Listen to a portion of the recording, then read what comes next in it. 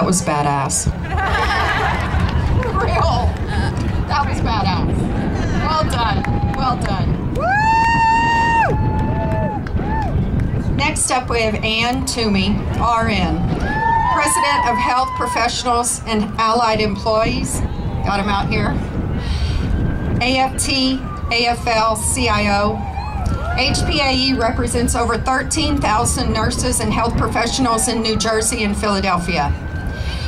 Ann was a staff nurse for 20 years and has served as charge nurse, preceptor of newly hired nurses, and helped create patient teaching programs. She also worked in the hospital's intensive care unit, specializing in cardiac care. It was at this hospital that she and her co-workers organized their own independent union of 250 nurses, which started HPAE. HPAE has been recognized nationally for its successful organizing program and has won 27 of its last 30 union elections. Please give a warm welcome for Ann Twomey.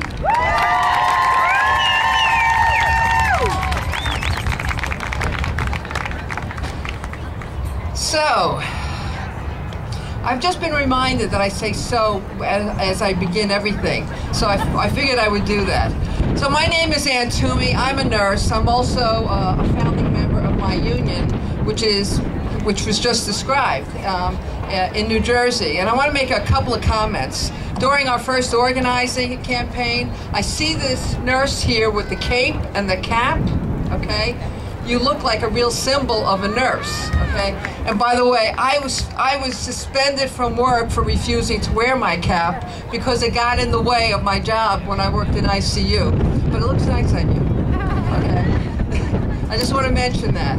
I'm also here, to represent Randy Weingarten, who was unable to make it. And the reason she's not able to make it, for those of you who may not know who she is, she's the president of the AFT, which is a union of professionals. There's 5 divisions, one of them being healthcare, and we represent in AFT 185,000 nurses and health professionals.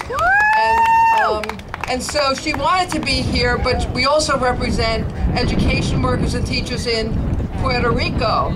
And they just announced that they want to close 300 schools in Puerto Rico. Randy flew to Puerto Rico to put her effort into stopping that from happening. And that's what she does, okay? I'm going to mention her a little bit later. But I also want to recognize my members who are here from HPAE. They're in red shirts. We brought down around 90 people this morning and buses. I also want to recognize some of our colleagues from New Jersey who are here from like CWA. I don't know if Genesso is here, but we also we have a coalition. It's called the Coalition for Patient Rights and Safe Staffing. It's called CPRES. And we fight together in a coalition for safe staffing. And in New Jersey, we have a bill which has been pending, and we have a good chance of getting it passed to promote safe staffing levels. And the reason it didn't get passed before is because we have been enduring 8 years of a wicked governor, Chris Christie, and if you might have heard him, he was a nasty man, but we have a good governor this year. So now let me just also tell you that if you see this sign, this picture over here, this is from 1995. I'm not in it, but I was here, and I was actually speaking as well. And you know, there was a lot of people here, and I'm sorry that Laura had to leave because I told her I had this picture and I wanted her to see it. But this, and I was here 2 years ago for this rally. But let me just say this: the next rally I want to go to is going to be a victory rally up in Massachusetts, okay? Because we know what we have to do. I had a big long list of all the impacts of poor staffing, the bad outcomes, the fact that errors get made, medication errors, the fact that you fail to detect early changes in conditions. But you know that. From the minute you get your license and you go to work, the first thing you realize is that there's not enough staffing. It's not consistent enough. And who suffers for that is our patients and ourselves. It's not only that our patients suffer, but you're also put in an unsafe and unhealthy environment. We are not machines, nor are our patients. Monitors and the technology, they help, but they will never, ever substitute for the essential care we provide and the essential care that our patients need.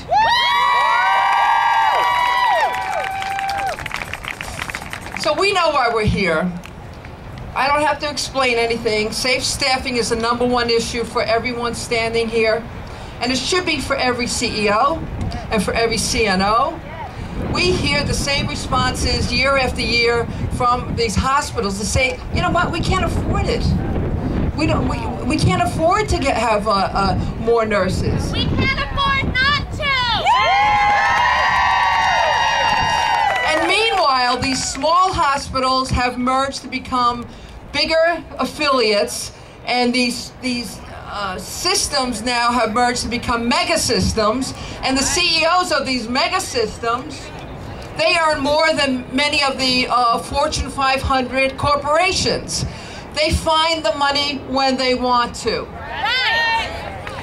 Better patient outcomes is cost neutral. Safe staffing and burnout and the reduction of turnover is cost neutral. That's what adds money into the healthcare system. So we know what needs to be done. And I'm going to tell you a few things that I think we have to do.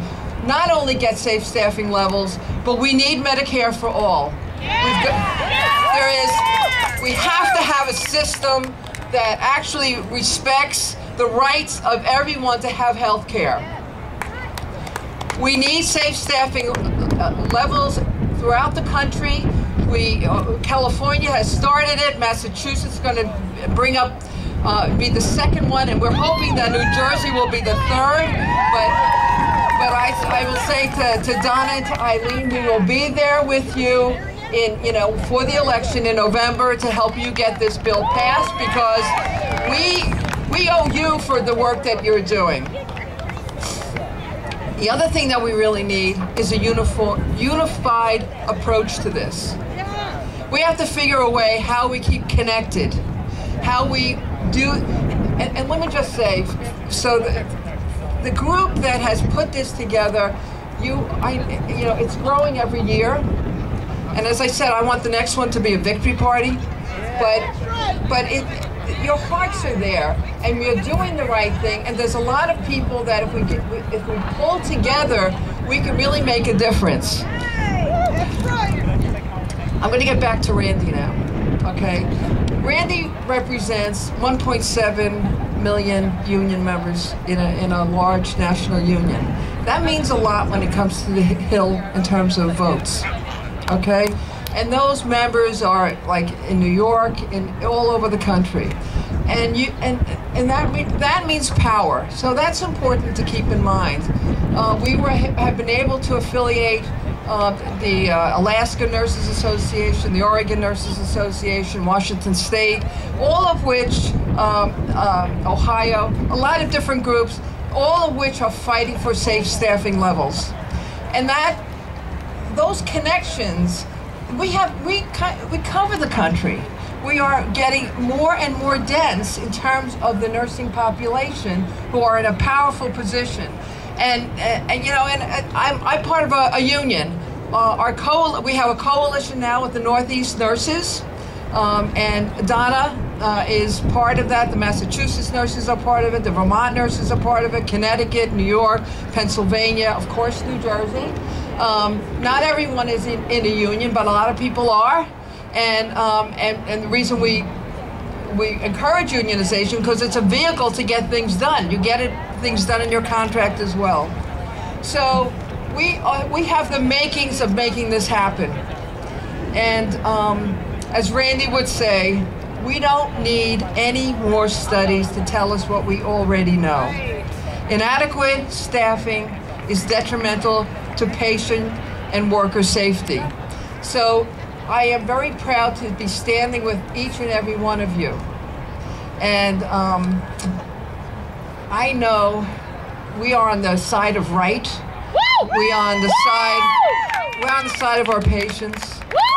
And we're going to win this. Thank you.